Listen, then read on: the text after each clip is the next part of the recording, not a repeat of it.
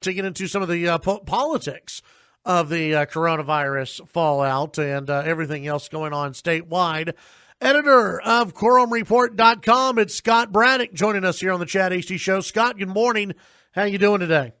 Doing well, Chad. How are you? Doing great. It's another Monday, and for Greg Abbott, it's another day where there's controversy, it seems. And Scott, his polling numbers just keep getting worse and worse and worse. Going down. Back in late April, his approval was 61%. That's the approval of his coronavirus response. And in this same survey done by Harvard, Northeastern, Rutgers, and Northwestern universities, they have him now at 38% for the approval of the way that the governor has responded to the health crisis. And you know that his overall approval rating, just job approval, was in the high 60s, earlier in the year, I think 66, 67, and now it's down under 50%, 48%. And I think the pattern that we're seeing, Chad, with these polls that continue to come out, and they show Texans just giving a big thumbs down to the way the governor has approached this, is that more and more Texans have some real-world experience with the virus. The key number in one of the recent polls was that about 30% of Texans a month ago knew somebody who had coronavirus, and now that number is north of 60%. I think it was 64% or so say that they know somebody. It's either themselves or somebody in their family or just a close associate, a friend, has coronavirus, and so it's right in front of them, Chad. It's no longer something that's just on TV, just on the radio, or just in the newspaper. Well, and look, it's the Democrats were criticizing the governor's actions very early on.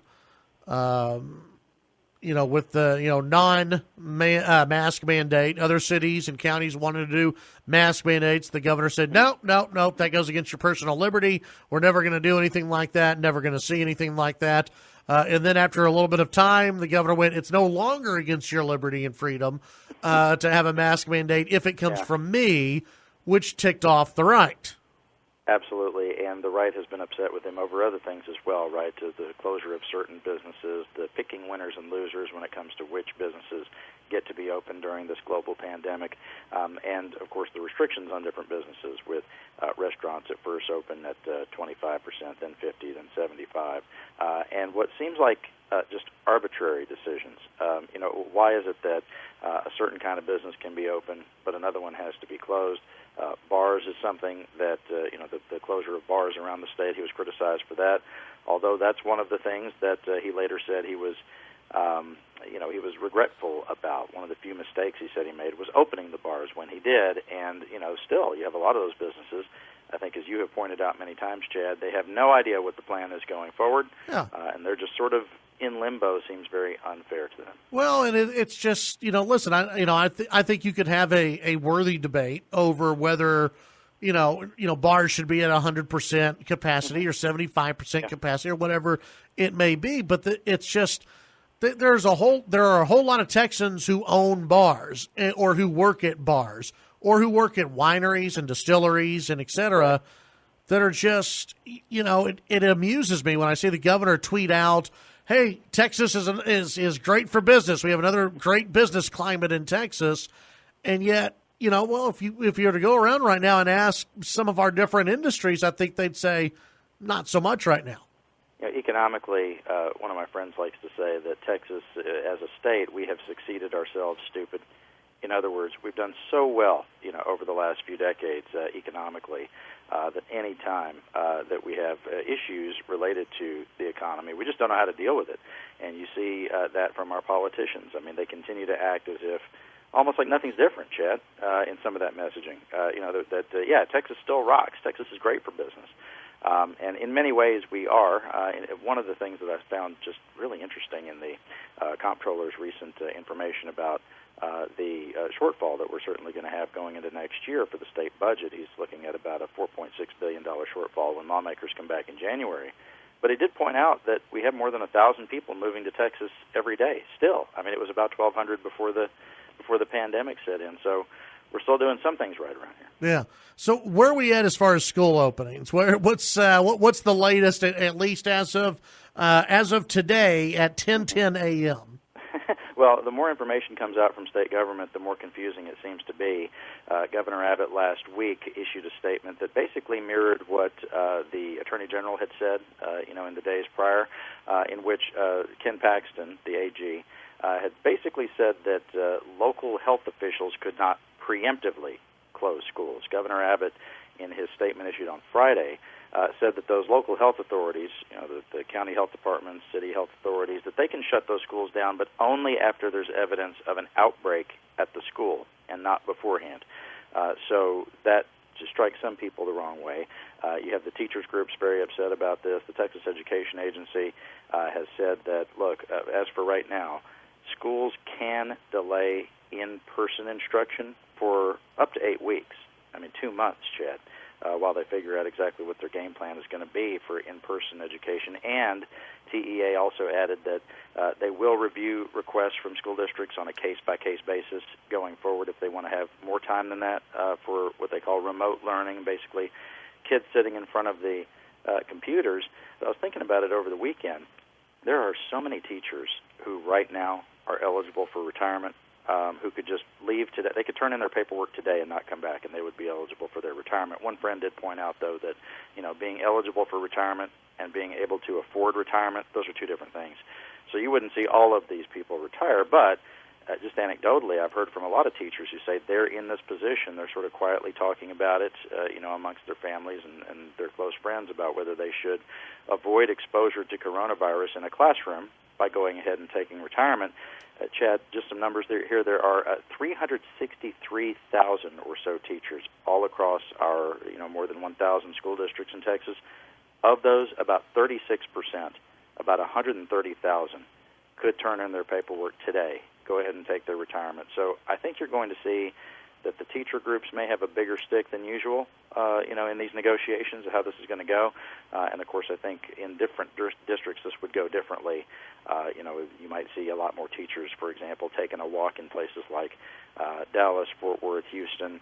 But, look, in rural school districts, you got a lot of, elderly folks who are, I would say, quote, elderly folks who are teachers, so people who are over 65, over 62, and a lot of the teachers' aides as well, who are some of our most vulnerable population, who probably don't want to be in a classroom with a bunch of kids who, and I was talking with a teacher the other day who says, look, when you're dealing with, 4th, 5th graders all the way down to kindergartners, kids are sick all the time with something, right? If you got a classroom of 20 kids, one of them has something, right?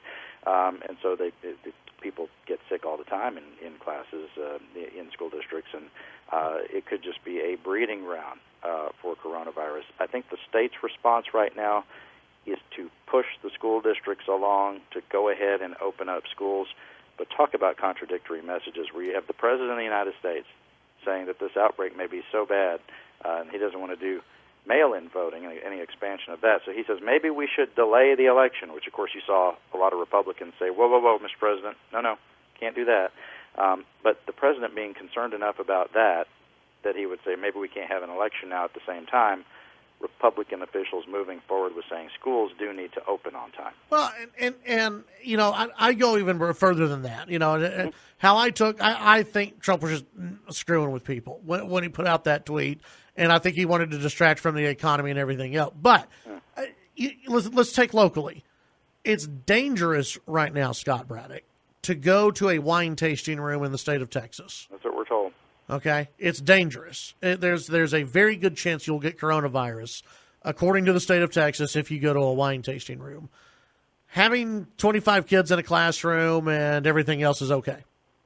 Like there is a disconnect there. So even if you think, and this is what I was talking about last week, even if you're okay with students going back to school, and I think schools do need to be open. I think parents need to make that choice, whether it's in school or virtual.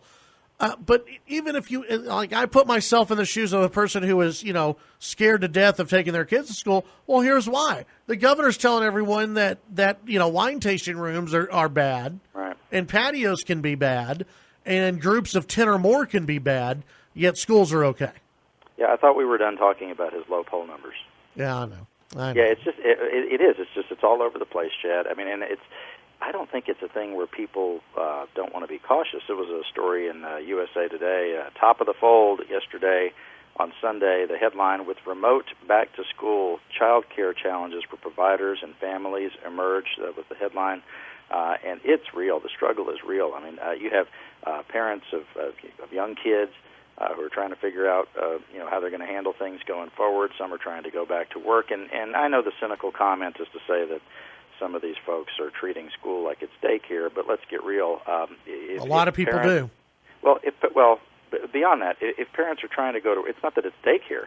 It's that they want to be able to plan their lives around some normalcy, right? I mean, they want to have they want to know that the kids are well taken care of and that they can provide a living for those children. And I don't think that that's unreasonable. Yeah.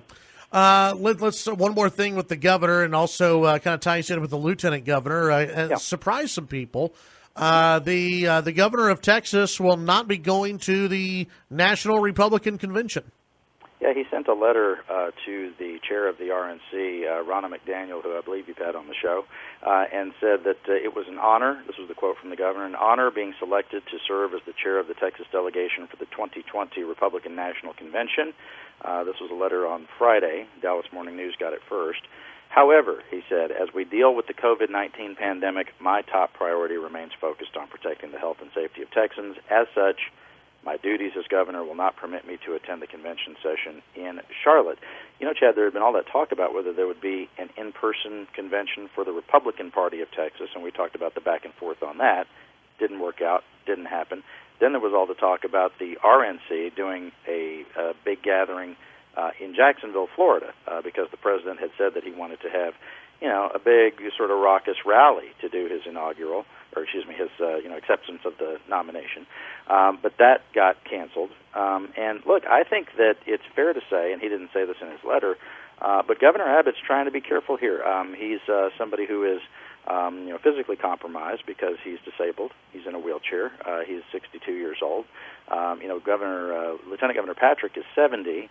And he had a heart issue within the last couple of years, that may have sidelined him for a little bit, but he seems to be in good health now. I can't imagine. Did you see the pictures last week when President Trump came to Midland, Odessa, and you could see that the governor was pretty religiously wearing that mask the entire time, at least from everything that I saw. Of course, the president wasn't, but he gets tested every 10 seconds or whatever he says.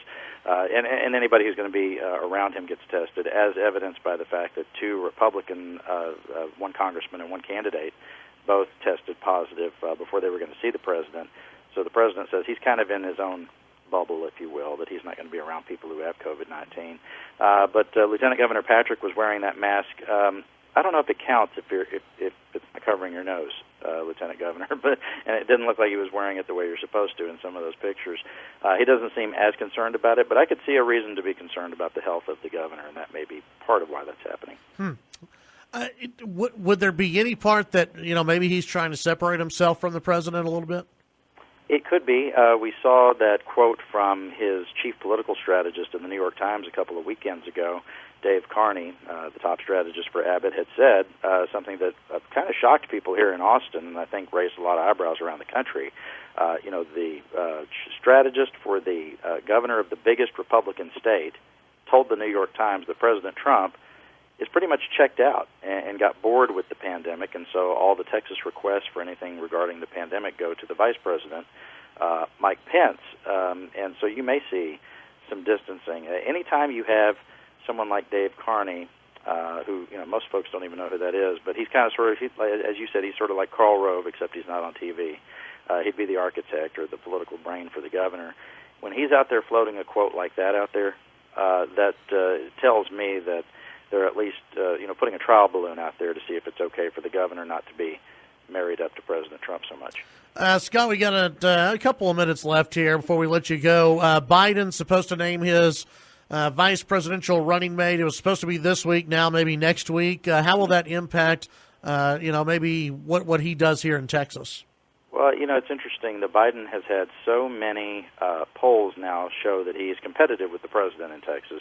I would think, and without weighing in on any of the specific records of the various candidates for this, including Susan Rice and Kamala Harris, It would seem to me that if he went with someone who was quote-unquote more liberal, that would hurt his chances in Texas, cause that competitiveness to maybe not materialize in quite the same way that some people think might actually happen. Of course, it's a long way to go before the election, so try not to read too much into those polls. But as you know, he has said it's going to be a woman. All signs point to an African-American woman at this point.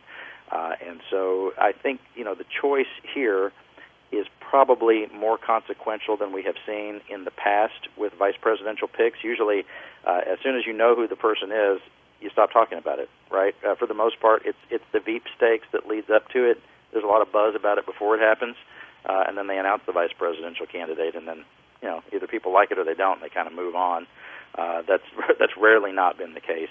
But I think in this instance, choosing someone who has a solid record and doesn't offend some of the political sensibilities of folks in this state could go a long way for him. Yeah. Scott, tell folks what you're covering over at quorumreport.com.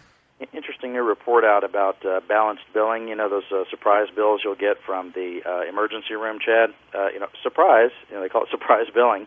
Well, there's a pretty interesting law that was put together by Kelly Hancock, a senator from North Texas, last year that is apparently putting a dent in that for people, and we've got all the numbers on that for you at quorumreport.com. Also, there are going to be some more questions I'm hearing about what exactly is happening with the CARES Act money that's supposed to be flowing here in Texas for COVID-19 response. Seems like the state is just sitting on billions of dollars. We'll get into it. quorumreport.com. You can get a subscription there. Click subscriptions at quorumreport.com. All right. Thank you, Scott. Appreciate it. Thank you, Chad. That's Scott Braddock, editor of quorumreport.com.